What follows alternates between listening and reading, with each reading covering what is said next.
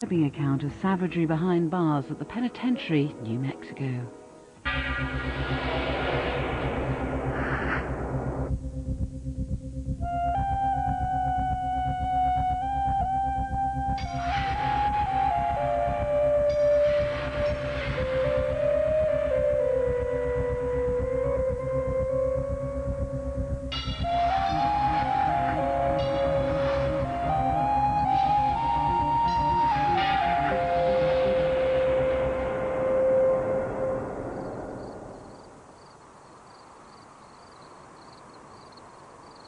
On the high plains of the desert, 14 miles southwest of the city of Santa Fe, stands a near-deserted prison.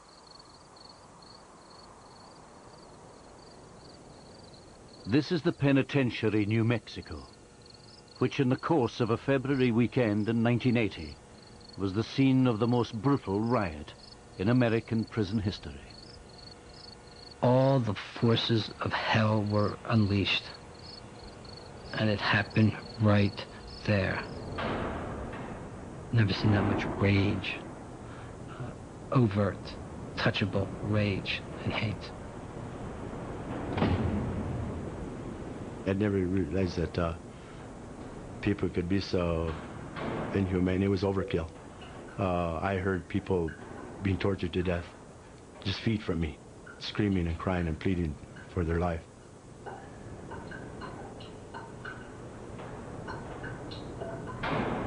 All it was about was respect.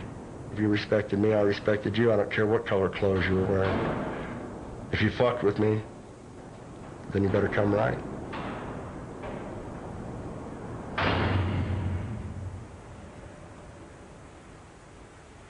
On the blue side of evening, when the darkness takes control, you start looking for a reason to take your lonesome on down the road. How's love? The story of what happened here provides a glimpse of the extreme depths of cruelty into which a prison can descend.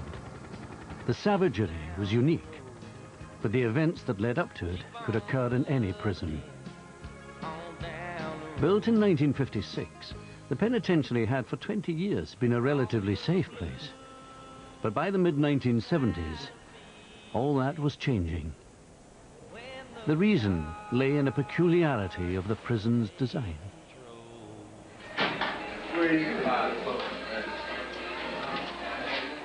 To save money, the majority of prisoners were housed in dormitories. In 1976, when the state of New Mexico passed tougher sentencing laws, more and more criminals were sent to the penitentiary. The dormitories, with a design capacity of 50, began to overflow.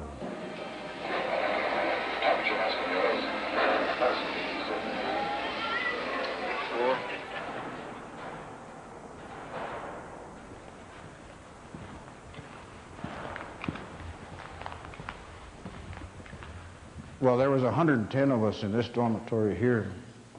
The noise was deafening because you had 20 or 30 radios going all at once, all on different stations, and you had to just sit in here. Those day rooms to the back were dangerous places at night, especially if the CO was down drinking coffee at the guard's kitchen. You were left to fend for yourself. When I first came in here, there was people sleeping on the floors. All the bunks were taken. Sleeping in the aisles. You'd walk here to go to the commode, and you stepped on somebody, fights would break out. It just got to be insane. I mean, they were just jam-packing people into them. And at one point, I know there was close to 100 in the dormitories. I mean, it had went from single bunks to bunk beds, and then to people sleeping on the floors. I mean, it was like sardines.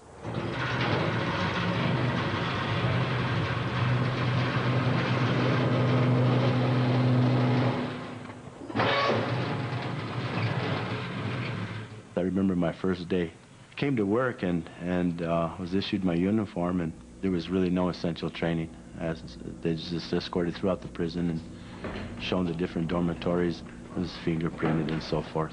And that was the extent of it. And I was just a nervous wreck.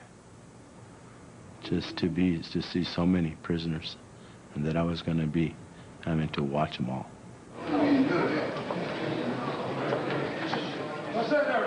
Whoever ever thought that a penitentiary could be run with dormitories was out of their minds, especially in the 70s, 80s. You know, that was not going to happen. I mean, not without problems. And eventually it was the undoing, because that many people were in one place at one time, and it caught up with them. By early 1978, a combination of overcrowding and undermanning was making the dormitories virtual no-go areas. I remember one time we had a drinking spree. We had made a lot of hooch. What it was homemade beer. We drank about 15 gallons. People falling all over the aisles here, dead drunk. They had some poor guy back here dancing on the table. And then after a while, they took him down, because always that day room was darkened. They took him down. And I think I was bunking right here at the time.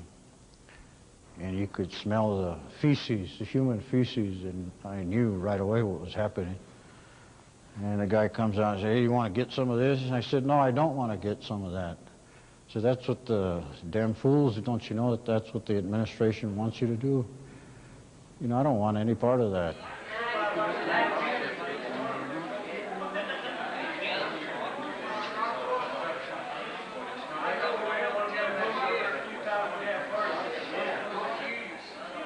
The original idea of the penitentiary, and the word penitentiary comes from the word penance, just like monks doing penance in a monastery, was really to set up prisons as monasteries, so that inmates would sit silently in their cells, meditate, read the Bible, and have a transformation.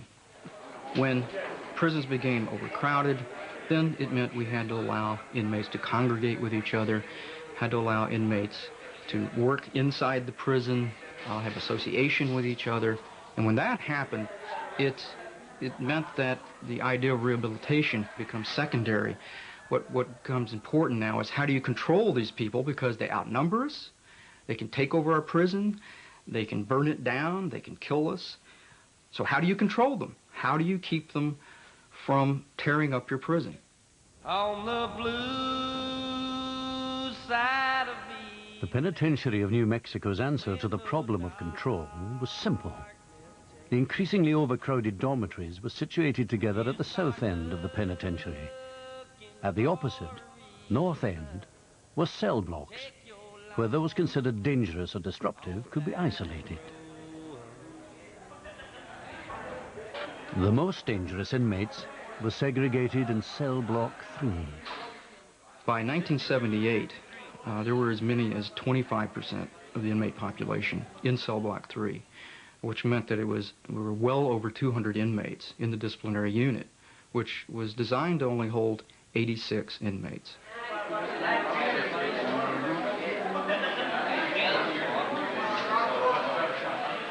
Overcrowding was not the only hardship for those confined in cell block 3. The officers assigned there often supplemented segregation with a cruder form of control.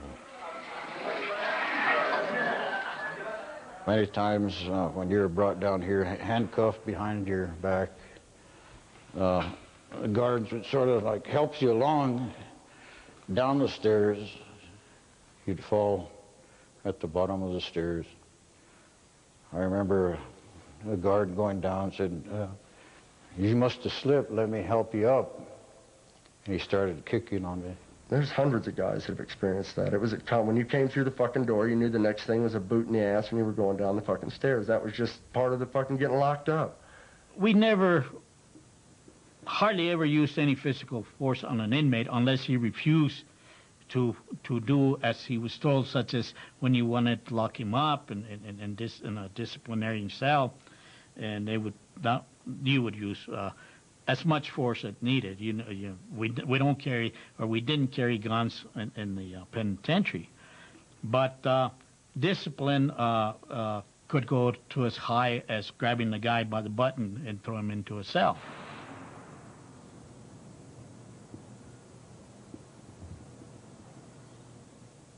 There was one incident in particular, cell block 3, when they had brought in a person to segregation and they started beating him. And that's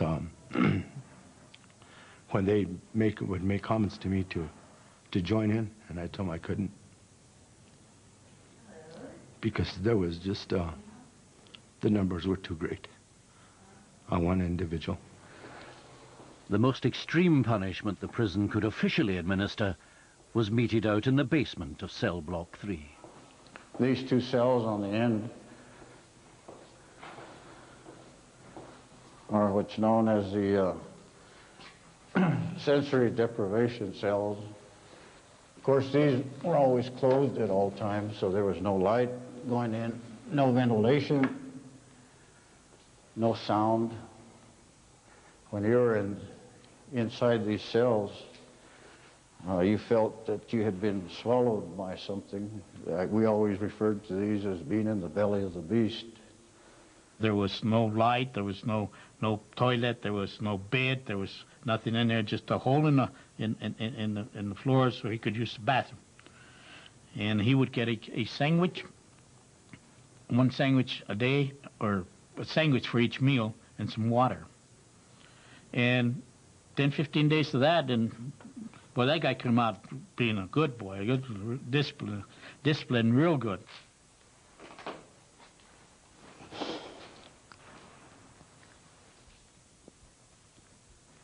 Takes me back to a lot of bad memories.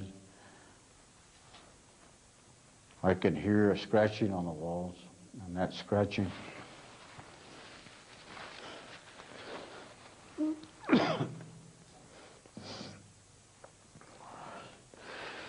that scratching was my scratching.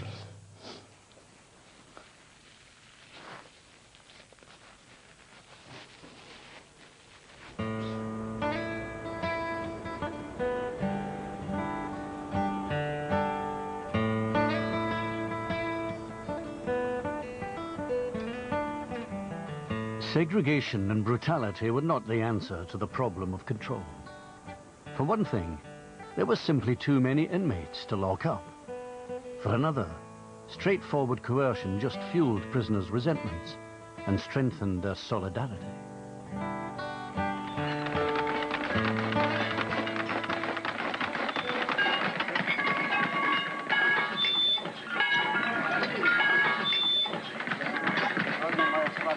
There were 8, 10 of us, white dudes, that would ride together under any circumstances. It didn't matter how many, where, when, to what extreme, we would do it. I mean, it was just survival. You know, I mean, everybody there is a fucking thieving, lying dope fiend, you know what I mean? You know, when you're out on the streets chasing the dragon, you can, you know, you don't have to associate with those people 24/7, but in there you do. And there's a lot of competition because there's very little to compete for. I've seen people hurt and or killed over a pack of cigarettes. And, you know, out here, if you don't pay your bills, they take your fucking house. In there, you don't pay your bills, they'll take your fucking life. It was the law of the jungle. It was the law of the strongest. And so how do you become strong? You fit together in a group. And that you walk together in the group and you do things together in the group. And so if you try to do your time one day at a time and you don't participate in that and you don't belong to anybody, then they're going to get you. And they're going to get you and they're going to hurt you and they're going to use you. And they're going to enjoy it. By the end of 1978, the population had reached an all-time high of 1,272 inmates. Increasingly outnumbered, prison guards needed a form of control that would reduce inmate solidarity rather than reinforcing it. The answer was the snitch jacket. To have a snitch jacket hung on you would mean that you would be labeled as a snitch. It was a threat. It was a way to threaten information out of an inmate by saying, if you don't tell us what we want to know, we're just going to pass it around to the other inmates in here that you're a snitch. And as you know, I mean, being a snitch in a prison means that your life expectancy probably isn't going to be too long. Snitches were informants. Real or suspected, they needed protection. They too had to be placed in a cell block. In their case, it was cell block 4, where they were housed alongside other vulnerable prisoners such as rapists and pedophiles. By using inmates as snitches, officers extracted information with which they could anticipate trouble. By labeling inmates as snitches, they created a climate of suspicion and fear in the general prison population. It was divide and rule.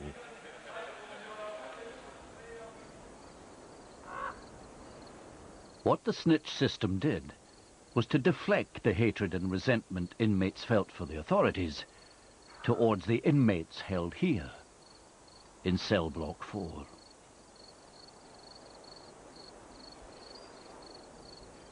But turning inmate on inmate was a high-risk strategy of control. The penitentiary had become a tinderbox, only needing a spark to ignite, which the adjacent cell block 5 would provide. Some very hardcore, dangerous inmates were in cell block 5. Then they decided they had to do some renovation work in cell block 5, some major construction, repair work in cell block 5, and so all those inmates in cell block 5 had to be moved someplace else. I don't know who made the decisions and how they made them, but I know that many of the inmates from cell block 5 were moved as a block into dormitory E2. Very dangerous inmates all put into a dormitory where it's all one big open area and crowded with inmates. About 25% of them hardcore, the other 75% weaklings that were subservient to the hardcore. And these hardcore pretty much left alone to run that unit. A week after the move of that hardcore to E2, newcomer Gary Nelson arrived at the penitentiary. They assign you to a unit as soon as you get fingerprinted and everything, and I remember, as clear as could be even this day, the guard walking over there and picking up the phone and saying, "I've got Nelson, where do you want to put him?" And he said, and then I heard the guard say, "Are you sure?" I said, "Okay, if you say so." And he turned around and looked at me and said, "Could you live at E2? And not being from New Mexico, I really couldn't tell you very much about their prison system at all. I just looked at him and said, E2, B2, what difference would it make? On the night of Friday, February the 1st, 1980, there were 12 officers supervising 1,157 inmates, or so it was estimated. The exact population was not known. It was really tricky doing your counts at night. You're thinking to yourself, I hope they're asleep. You don't want to turn the lights on because you don't want them to wake up. You're going with your flashlight, hoping the batteries are going to be strong enough to illuminate your way so that you won't step on someone's face as you're tiptoeing in among them trying to count bodies. It gets very hairy.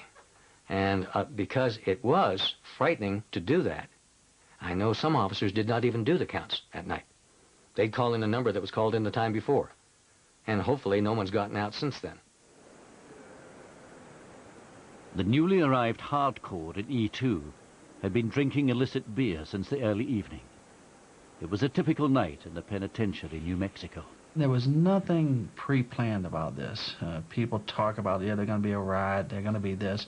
Just nothing at all. And we're all sitting around playing cards, doing things. All of a sudden, somebody got up, jumped up and said, Danny Ray Macias. I mean, it's well documented at this point. Said that, hey, tired of this place. When they come to count, if they don't like that door, we're going to jump them and take over this place. And anybody that stays in bed is going to get hurt. At 1:09 a.m. on Saturday, February the 2nd, prison officers moved toward the prison's south end to do a final check of the dormitories, a process which many of them detested and feared. In order to speed their work up, the most basic security procedures, such as locking the doors of the dormitories behind them, were, as usual, ignored. I remember laying there on my bed thinking, boy, I sure hope he locks that door. That'll stop this. And they didn't like that door. So they had two guards. One on the opposite side from me was counting, and one on my side was a lieutenant. I believe his name was Anaya. And Lieutenant Anaya was walking up, and as he got near my bed, someone ran and jumped him. They grabbed the other guard. At the same time, someone had run and kicked open the door all the way and grabbed the guard at the front door, and had all three of them at that point. Took the keys, took their clothes off. People started putting bandanas over their face and everything, and I mean, it was payback time. On the blue side of the evening, when the darkness takes control, you start looking for a reason to take your lonesome on down the road. And this is where I was having breakfast. About 1:30 in the morning with Antonio Vigil. That's when we heard I was going to leave, and he says, have a cup of coffee with me. I said, oh, okay, I guess I could take another 5 minutes. That's where we heard a really strange, loud grumbling noise. The strangest thing you could hear at 1:30. It was 1:45 in the morning. That's when we came out to the hall, and we saw literally hundreds of inmates just pouring out of the dormitories. And I said, my God, what is going on? I thought maybe a fight had broken out into the hallways, and I said, no, it's just not reasonable that a fight that big could break loose.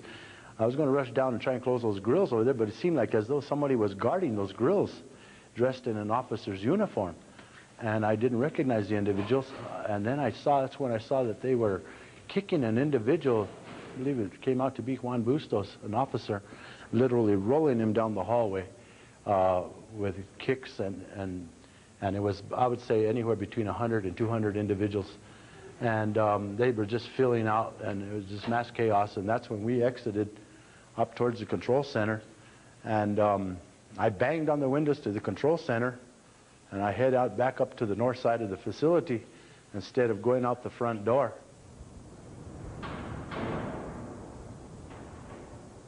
The rioting inmates were also making for the control center because it contained the keys for every lock in the penitentiary.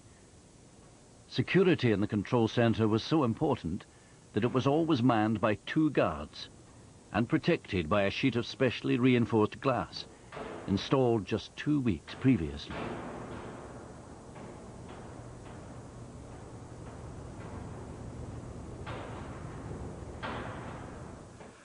They got in front of the control center and demanded that they, open it up. Of course, they refused. They weren't going to open it up. I mean, they've been trained that way not to open it up. They were kicking the hostage. I don't know what the hostage's name was, but they were kicking him, threatening him and threatening to cut his throat. Eventually, took a fire extinguisher, broke the window. I mean, at first they drew the window. I mean, you got this supposedly bulletproof glass. It may very well have been bulletproof, but it wasn't fire extinguisher proof. He got it, and he threw it with such force and might at the control center window that it sort of like penetrated and stuck in the window. And that's when they said, well, they threw it again, and that's when they actually created a little hole, and that's when they started sticking pipes in the window and creating a larger hole and larger hole, and that's how they got in the control center. Once they were in the control center, they essentially had the institution.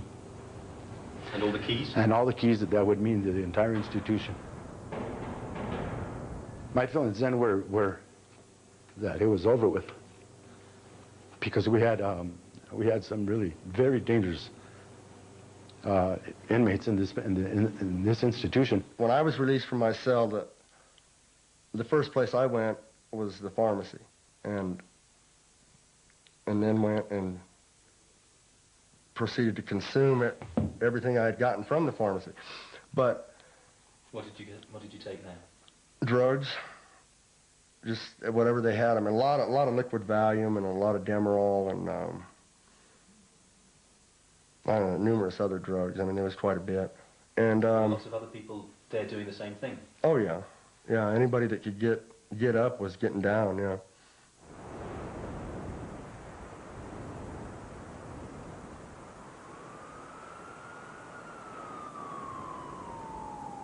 The guards who had fled the control center alerted the state police, who began to congregate outside the prison at 2:15 a.m. But they didn't storm the prison, for fear that the inmates would kill the 12 officers that they had taken hostage. 3 of those hostages were being held in cell block 3. Raymond Gutierrez, Edward Ortega, and Larry Mendoza. We were right here, in this holding area for mattresses, the 3 of us. This is as far back as we could come. The bottom of cell block 3 and as far back as we can. This is where we were stripped naked and gave up all of our belongings. I somehow hung onto my ring, but this is where we were being threatened with being raped and so forth for the first day. You know, might deal with you. By 4 a.m., negotiations had begun outside the prison, with a handful of inmate leaders putting their demands to the assembled news media. We go on with anyone you pick a name. We go on for the. He's got to buy food, clothing, and land. Okay, Peter. You know, you cannot make it. You guys. The first list of demands, and this wasn't made public, but it should have been, was for a pool table in every dorm and steaks. This is what they thought about. So when you sit there and you listen to people write that bullshit, write that garbage about they were writing demands for they wanted better living conditions and all of that. No, they weren't. They were there to harm people. I remember the first guy that died was a guy who normally cleaned up the hall. Was a snitch informant. Had somebody took a pipe, hit him in the head, a piece of his skull flew up against the wall. Body started quivering as he lay on the ground. I mean, it was like the first death, and you just start realizing, you know, this is a lot of potential to be violent, just a lot of potential. And things just started escalating from there. You could smell a lot of fear. There was a lot of people there that did not want to be there without guards there to keep the order and the peace. They really didn't like the fact that convicts were running, you know, I mean, that had control of the penitentiary. Here and we're taking care of business. How are things over there? At one point, we were walking down the hallway, and somebody came and said that there was and this phrase has been blown out of proportion, there was an execution squad running around killing people. On the blue side of evening, when the darkness takes control, you start looking. There was an execution squad in the prison that night, and it had a single destination. On down the road. You got all those people down there in cell block 4, and it's not each and every one of them, it's just some of them, have told on people that are there in prison, many of whom had life sentences, many of whom know they'll never see freedom again because somebody down there in cell block 4 has told on them. You can imagine what happens at the point to where you have people who are in prison for life. They now have the keys to the place where the individual who has put them in prison for life is. The self-appointed execution squad did have the keys to enter cell block 4, but they could not operate the control panel by which the individual cells were opened. Cowering against the back wall of those cells, just 9 feet from their would-be killers, the inmates of cell block 4 believed their bars would keep them safe. They were wrong.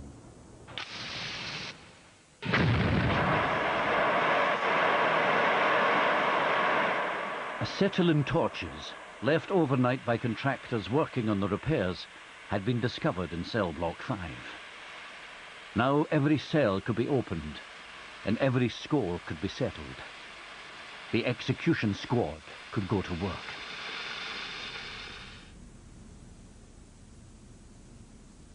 There was an execution squad in the prison that night, and I understand you were part of it. Is that right? Yeah.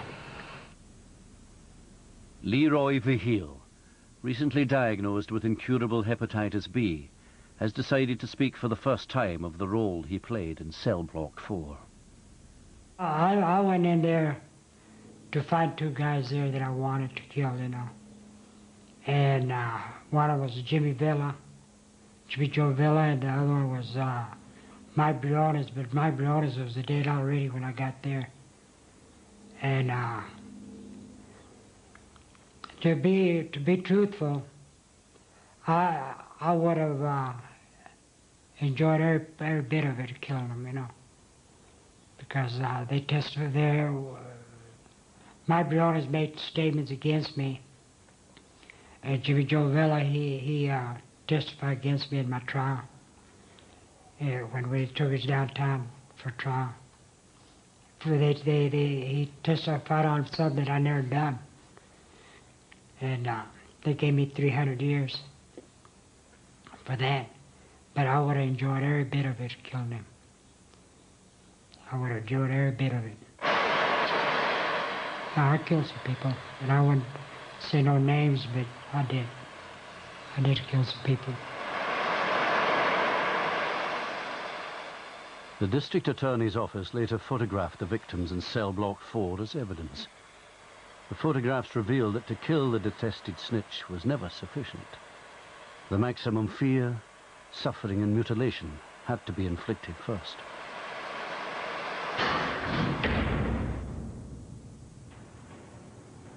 One inmate was killed when a piece of melted cell bar was driven through his head.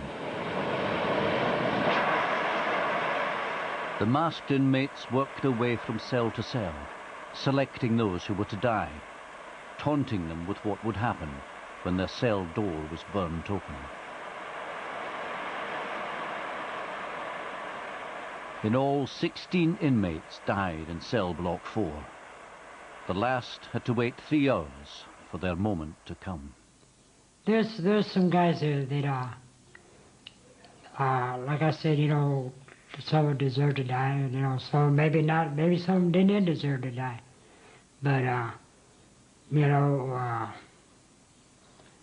when I was going around looking for who I wanted to get, you know, who was getting my wage, they just had to die, you know.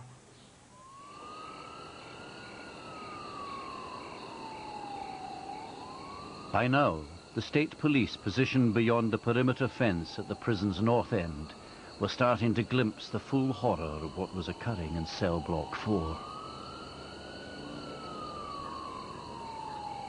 Early Saturday morning, myself and another K-9 officer, Buddy Size, we're watching with binoculars and just watching the activities because they're just raising Cain inside. And we watched the guy being held up by 2 individuals. And he was standing basically looking like he was looking out the window, but he's not looking out. And they had a torch, and they just started cutting on his face with a torch. And they started working on his eyeballs with a torch. And all of a sudden, his head exploded. I guess the gas is building up with the heat of the acetylene. And I looked over at Buddy and I said, did you see that? And he says, yeah. And I couldn't believe I just watched somebody die, and there's not a damn thing we could do about it. Yeah, there was a certain amount of frustration taken out in cell block 4, yeah, against people that had put other people in the penitentiary. Yeah, there was a certain amount of... But to tell you the truth, that was over with before noon Saturday. That was... Whatever happened in there happened immediately and was done. And you've been accused of involvement in that. Were you involved? Were you in cell block 4? I've been in cell block 4 before, yeah.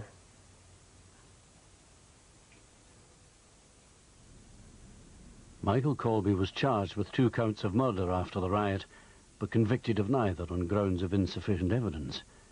No witnesses could be found who would testify against him. It was a free shot opportunity to hurt. Nobody could stop them. They knew we weren't coming in. They were already told that we weren't coming in. And as long as the guard wasn't thrown out dead, we weren't coming in. At 7 a.m., just before dawn on Saturday, February the 2nd, a group of inmates dragged out an officer who had been injured when taken hostage. Elton Curry had been stabbed, beaten and kicked. Inmate leaders had decided he needed urgent medical attention. Take him back. He's going in. Right here. Take him back. Wait a minute. He's taking off. Wait a minute.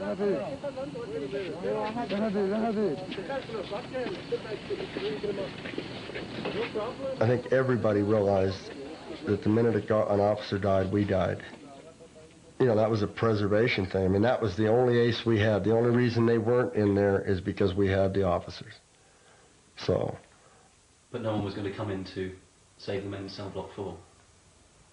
Who gives a fuck about them?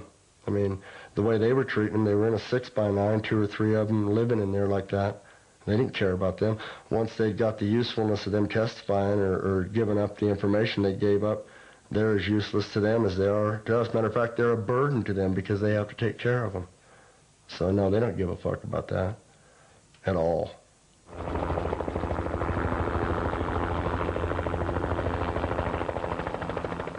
Throughout the Saturday, the standoff continued, but a fire started in the gymnasium was threatening to engulf the penitentiary.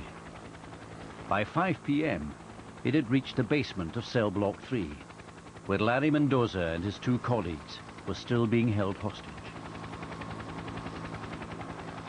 My whole cell block was literally, it looked on fire. The walls were all black. Everybody, there was masked individuals walking around, people that looked like they were all on drugs. And I looked down the hallway, literally down south, and it was just a strange mist in the air. This is where I didn't realize how serious of a situation this was, because that's when the penitentiary was already being flooded. There was a foot of water that we were walking through, and that's when we were transferred, I would say Saturday evening up here into this day room of cell block 6. Right in here's where we spent our last day before we were released inside of cell block 6 in here. And this is where the real terror really came in. That's when individuals walked in here and said to us, you want to see how serious the situation this has come down? This individual came up in front of us and was literally holding a human head. And it is quite traumatizing to speak about this still, but he put this head right in front of each one of us, and they told us to choose which one of us would be next. This decapitation. I didn't realize what it was, and I said, my God, to Edwards, could that be something from the kitchen? He says, no. He about went into shock. It was a human head. It was a black man's head. Later on, I come to learn now it was Paulina Paul. Paulina Paul was a cell block 4 inmate with a mental age of 12. He had been decapitated with a shovel.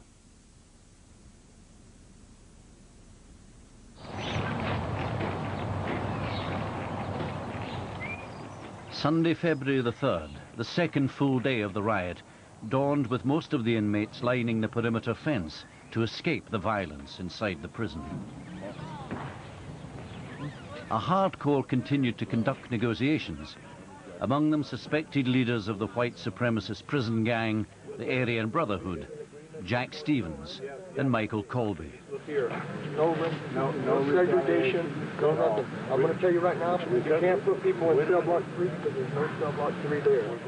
I was ecstatic. It was cool to have to be able to go wherever you wanted to do. I mean, it was like a party.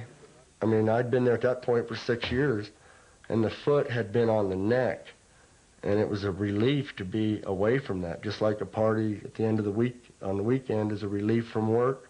Well, that was a relief, only it's exaggerated quite a bit by the circumstances. I mean, to get back at the shit they had been doing to us and everybody there. In one form or another, every motherfucker there got fucking abused somehow. We were escorted out here onto the grass, and this is where negotiations had finally come down, but there was a breakdown was coming down in the negotiations. There was hundreds of state police and National Guard and every law enforcement agency that you could even imagine. Jack Stevens, Michael Colby, and other individuals that were the Aryan Brotherhood actually wanted to have Ray and I killed publicly to show the extent of what had occurred inside the prison. But that's when we were brought right on out to the front, and I was whisked right on out the front gates over here. I didn't realize how bad a shape I was until that first night at home. I woke up in sheer shock and terror all night long, screaming,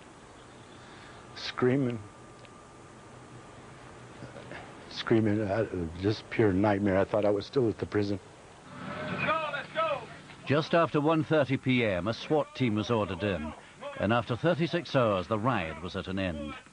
The last hostages had been released when inmate leaders such as Michael Colby were granted the request for transfer to prisons in other states. And as soon as we entered the main lobby, going up the steps into the main lobby, we could see the total destruction that had occurred. There was water on the floor about a foot deep, and filthy water with all kinds of crap floating in the water, pills and capsules and syringes and debris. It stunk to high heaven. It stunk of smoke, and it stunk of, it also stunk of death.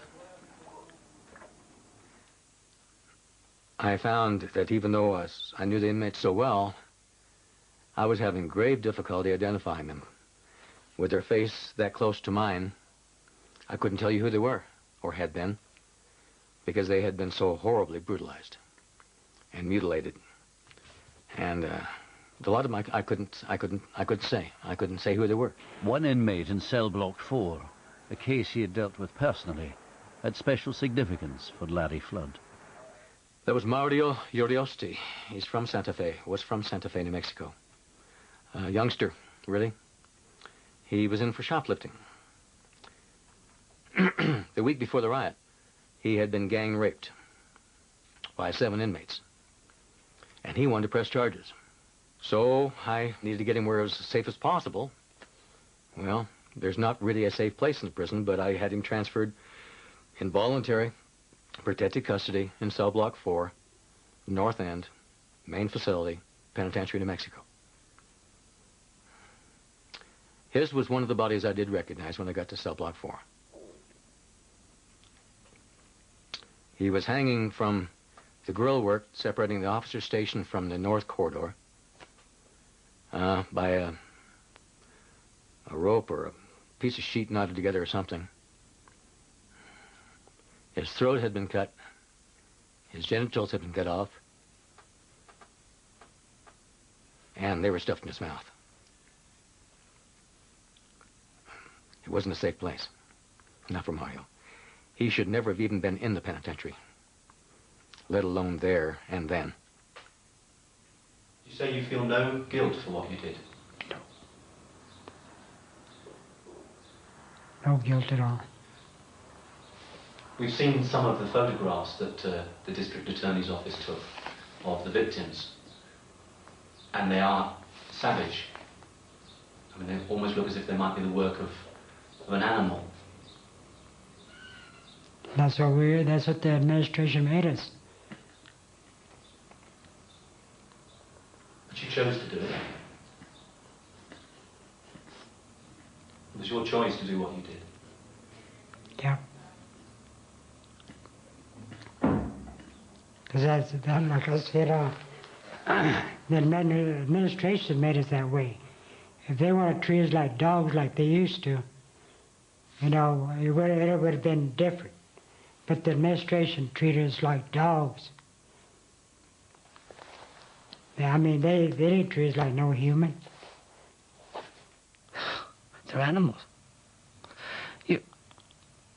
If you've ever seen lions devour meat, that's what I thought. That's what it was like. The blood was splattered all over. And then you look around and then you just say, how could people do this to somebody else? How could you do that? We saw the cell where they burned their way through before they burned the guy with the blowtorch and before they put the rod through his head and all that. And you just think, you just imagine what it was like. It was like all the forces of hell were unleashed and it happened right there.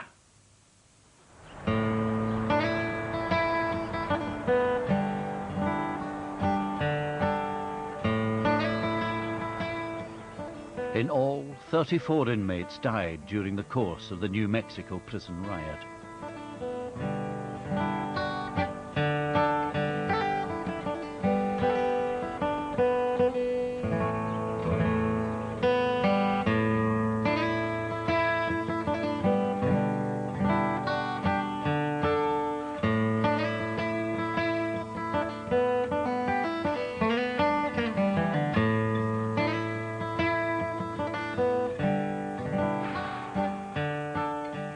In the wake of the riot, New Mexico's Attorney General was commissioned to produce a report, an attempt to uncover the reasons for the unique savagery.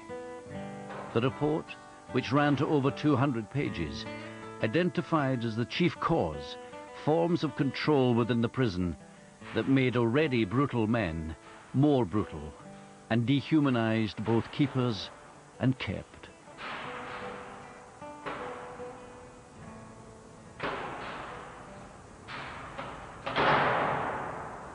When I worked on the Attorney General's report, interviewing people, talking with people, and looking at the pictures of the results of the violence, it's something I had nightmares about for years, personally. And it's something that I'll never forget. It's a watershed incident.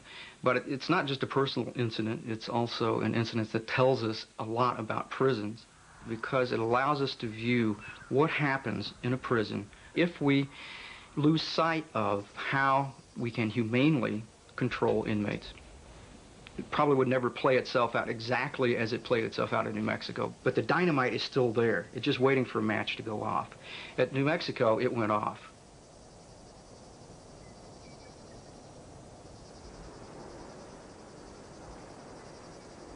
Today, only a handful of staff remains at the prison. Everything but the prison infirmary finally closed in November 1998. The penitentiary in New Mexico simply could not recover from the riot.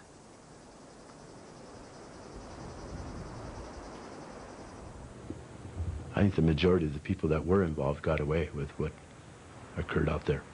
I don't think the state knows really who did what to this day. Those 36 hours in the riot, I aged literally, I felt like 20 years. Could live a lifetime and never forget it. On the blue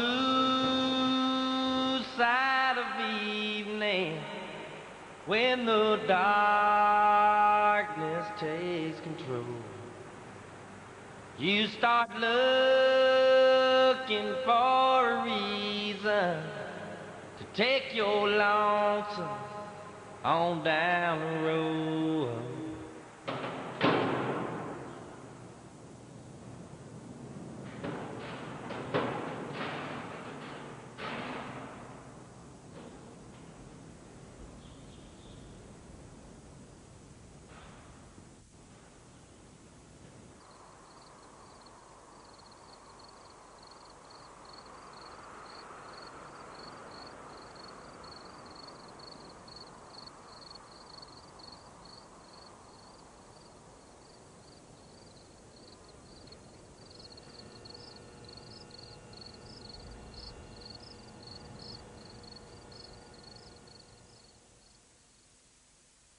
George Carman, QC. Mr. Hamilton. Disturbing account of savagery behind bars at the penitentiary, New Mexico.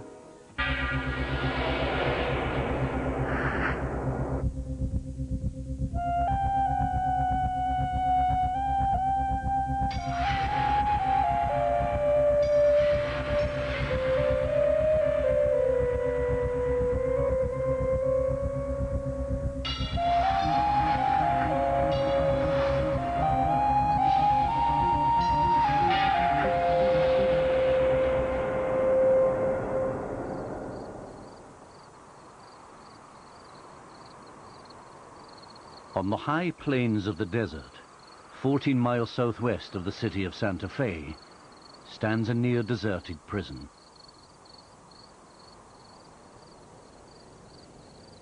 This is the penitentiary, New Mexico, which in the course of a February weekend in 1980 was the scene of the most brutal riot in American prison history.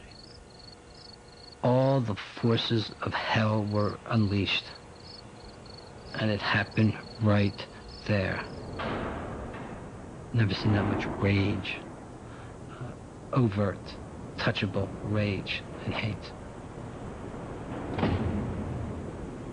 I'd never realized that people could be so inhumane. It was overkill. I heard people being tortured to death, just feet from it.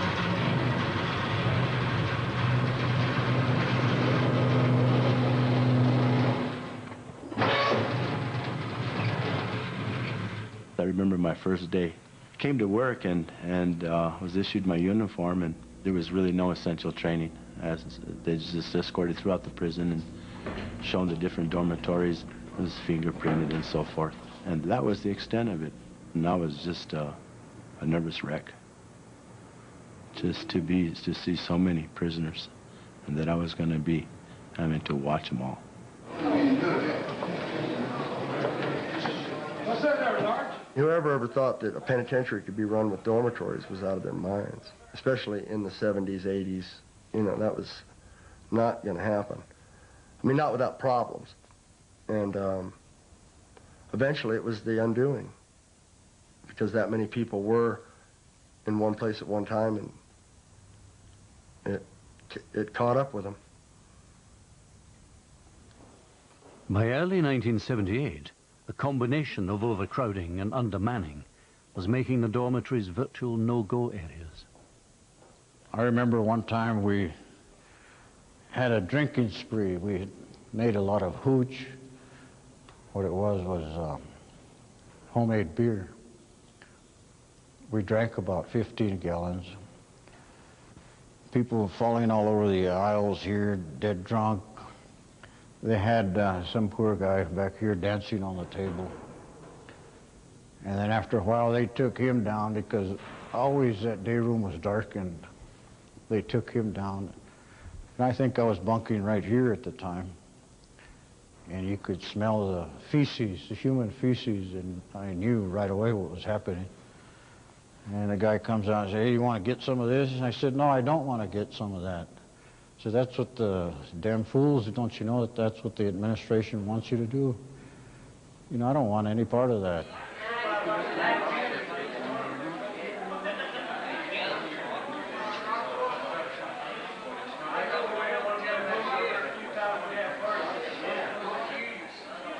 The original idea of the penitentiary, and the word penitentiary comes from the word penance, just like monks doing penance in a monastery, was really to set up prisons as monasteries, so that inmates would sit silently in their cells, meditate, read the Bible, and have a transformation. When prisons became overcrowded, then it meant we had to allow inmates to congregate with each other, had to allow inmates to work inside the prison, have association with each other. And when that happened, it meant that the idea of rehabilitation becomes secondary. What becomes important now is, how do you control these people, because they outnumber us? 1976, when the state of New Mexico passed tougher sentencing laws, more and more criminals were sent to the penitentiary. The dormitories, with a design capacity of 50, began to overflow.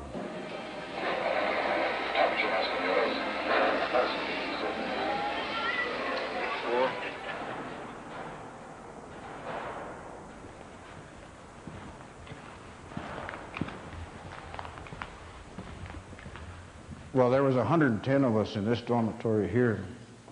The noise was deafening, because you had 20 or 30 radios going all at once, all on different stations, and you had to just sit in here. Those day rooms to the back were dangerous places at night, especially if the CO was down drinking coffee at the guard's kitchen. You were left to fend for yourself. When I first came in here, there was people sleeping on the floors. All the bunks were taken. Sleeping in the aisles. You'd walk here to go to the commode, and you stepped on somebody, fights would break out. It just got to be insane. I mean, they were just jam-packing people into them, and at one point I know there was close to 100 in the dormitories. I mean, it had went from single bunks to bunk beds, and then to people sleeping on the floors. I mean, it was like sardines. Me, screaming and crying and pleading for their life.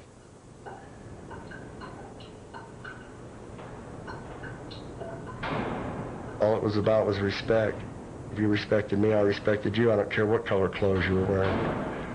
If you fucked with me, then you better come right.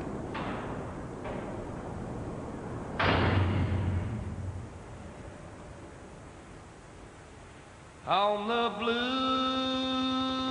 side of evening, when the darkness takes control, you start looking for a reason to take your lonesome on down the road. How's love? The story of what happened here provides a glimpse of the extreme depths of cruelty into which a prison can descend. The savagery was unique, but the events that led up to it could occur in any prison. Built in 1956, the penitentiary had for 20 years been a relatively safe place. But by the mid-1970s, all that was changing. The reason lay in a peculiarity of the prison's design.